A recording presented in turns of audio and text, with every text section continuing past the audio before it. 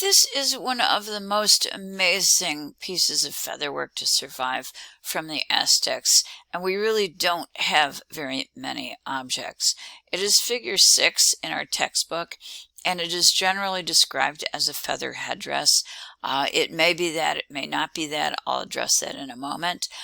It is made out of the most splendid Quetzal feathers, and it's estimated there are at least 400 of them. Those are the iridescent feathers along the tail of the male Quetzal bird. You have to imagine that each Quetzal can only grow 2 to 3 tail feathers. So all of these Quetzals would have been captured, their tail feathers plucked out, the birds released. You would have to catch another bird to add another 2, maximum 3 feathers. This would have been an enormous undertaking. There were professional feather makers, people who worked with feathers. I think of them as painting in feathers, as folks who actually painted with feathers. Other folks talk about them as making mosaics with feathers. The manuscript that is colonial in the upper right is of a feather artist, and there are some of his products in the image. If you go right here, this is what appears to be a feather headdress that this particular artist is making. And there was actually a section of the Aztec capital where feather artisans were quartered and were working. And they were given, I'm going to say, a pretty high degree of respect also. Let me just show you a bigger picture. Okay, I just want you to get a closer look at this because it is really an extraordinary object, and even after 450 years it still looks pretty good. I do have to stress, however, how fragile the nature of feathers would be as a material to work in if you are an artist. This particular object is not just pretty, and it is, but it is also an object that is highly controversial, and that is the real reason that I am spending extra time with it. This particular object, this piece of feather work, has been in Europe since the 16th century. Probably it's been in Spain. Then it went to Austria, but honestly, we don't know. No one knows for sure how it got to Austria, and in fact, we don't even know if and how it got to Spain. One of the explanations for this is it could have been one of the objects on a ship that was sent to Europe, and the pirates got it along the way. Anything on such pirated ships became very difficult to trace. Some of it disappeared and some of it was never recovered. This is going to show up in Austria, and by the 19th century it's going to be put into a museum. Because some folks have claimed that it was sent by Cortez to the Spanish king and once belonged to Montezuma II, that would be the Aztec ruler at contact, this particular object has now got, I'm going to say, enhanced prestige.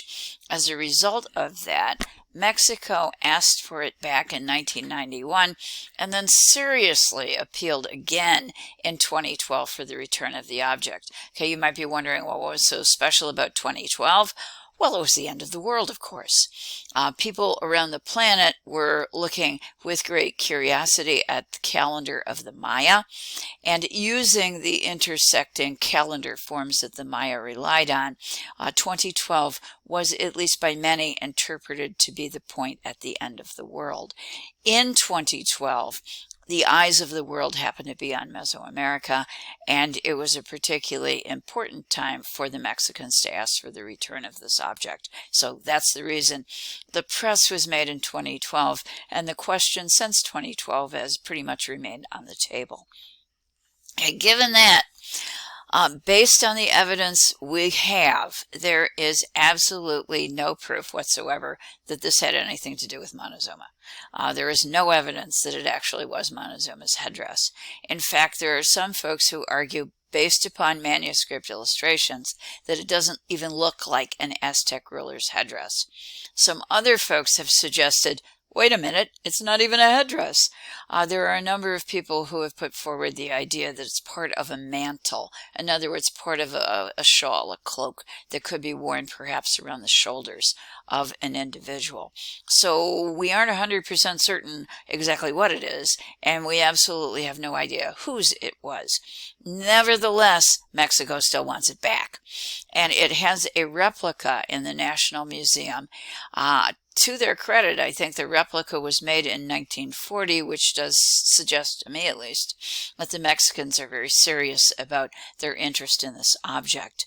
Along with the replica in the National Museum in Mexico City, the claim is made in the museum that the original object is in Vienna and is the headdress of Montezuma. Okay, again, I do need to remind you we have no evidence of that.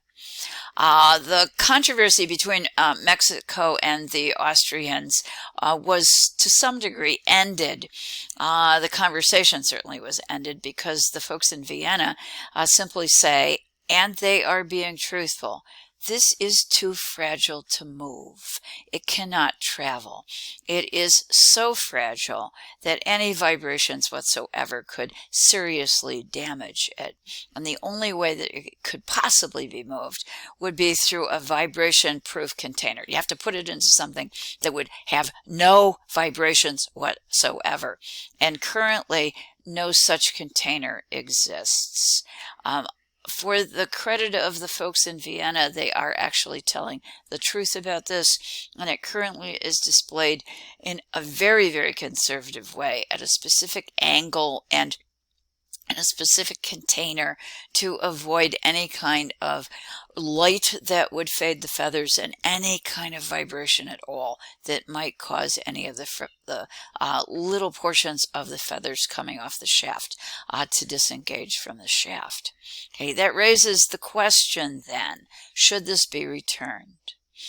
Should it go back to Mexico, even if perhaps the return of it to Mexico might mean that it would be seriously damaged in the process? Does the claim by Mexico hold up for you? Do you think that it is something real? Those of you who know me know that repatriation, which means to return to the country of origin, is an issue that I think is important. It is ongoing.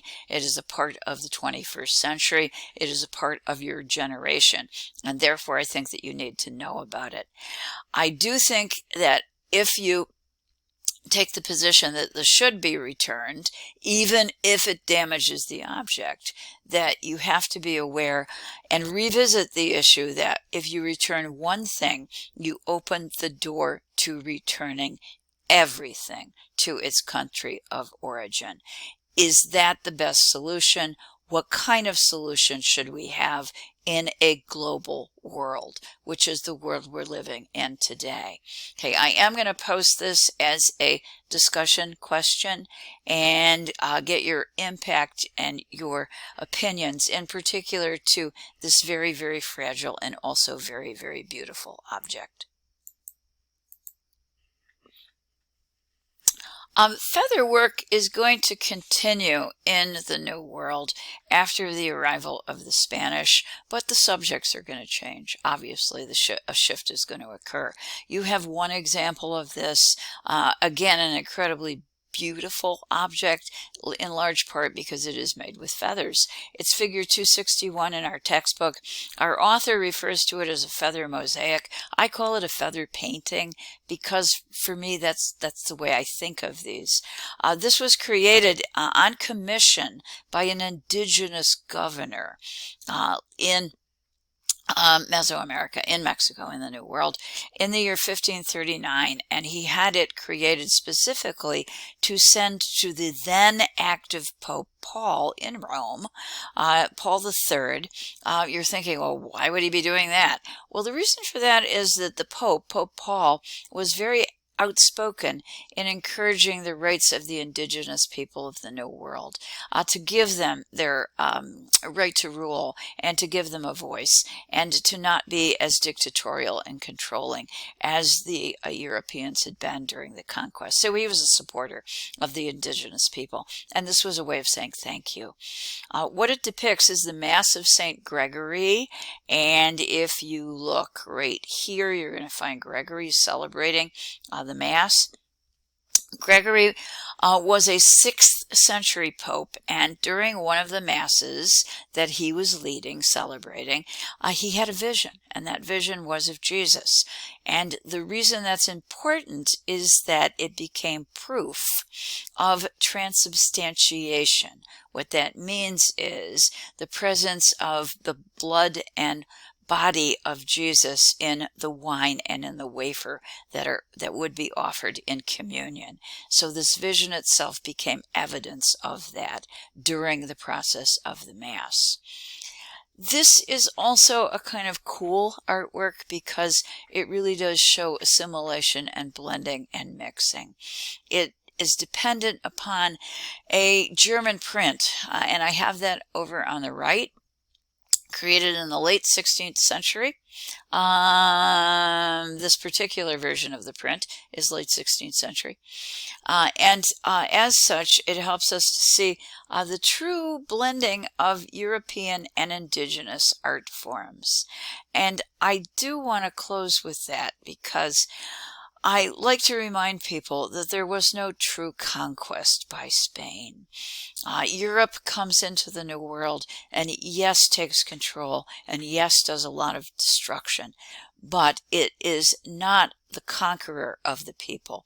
The people, their traditions, their beliefs, their ideas, their creativity are going to continue and are going to survive and blend with the ideas and traditions of the Europeans who come to the New World. New and old will blend together.